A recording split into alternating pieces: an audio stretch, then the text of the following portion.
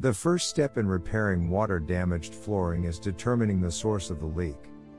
If the water has come from the basement or crawl space, you can do this by cutting through the bathroom floor covering. You may also need to remove baseboards underneath the damaged area. You should also mark and label all areas of water damage. When it comes to replacing the rotten joists, it is best to hire a professional to ensure that the job is done properly. You might suspect the rot in a floor joist if you notice a musty or mildew odor. This might be a sign of a wet rot infestation. If you see these symptoms on a regular basis, you may have a rotten joist. If you notice gaps in caulk and tile grout, it may be caused by a rotten joist. Dry rot is the most common form of rot. It spreads rapidly, so you should check for it as soon as possible. If you notice a damp spot, the spores will germinate within 7 to 10 days. If you notice that a joist is rotten, you should replace it as soon as possible. If it has already rotted, you may also be able to tell that it is due to a leaky subfloor. You may notice musty odors on your floors and walls. You may also have a mildew problem, which is a sign that the joists have rotted.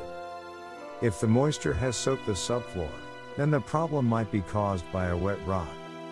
Depending on the extent of the damage, you might even find gaps in hardwood caulk or tile grout. Fortunately, there are a few simple solutions that can help you determine the cause of the rot and fix the problems. A rotten floor joist may be too small to be noticeable, but it's crucial to repair it quickly to prevent further damage. You should first check the condition of the subfloor. A rotten floor is an indicator of a rotten floor joist. You should check it for a sagging floor by comparing the height of the rotten limbs. If the rot is in a joist, the problem can affect other parts of the structure, including the bathtub. A rotten floor joist can cause major structural problems. If the floor joists have cracked or broken sections, you can replace them to prevent further damage. Alternatively, you can call a plumber to inspect the area below the bathtub. Regardless of which route you choose, make sure you wear safety gear before going to the subfloor. The rot problem can be caused by several factors. One of the most common causes of rot is soil settling.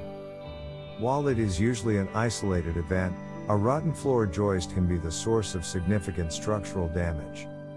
To repair a rotten floor joist, you must remove it. After that, you can use a reciprocating saw that has a wood-cutting blade. After you've identified the source of the problem, you must determine the best course of action. Whether the rot is the cause of the floor's overstressed floor joists or its effects on the structure of the floor, a rotten joist is a problem that should be taken care of immediately. In addition, a rotten floor joist can result in sagging flooring.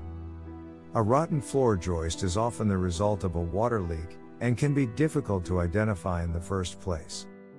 It's important to note that the rotted floor joist must be replaced before the rest of the floor can be repaired.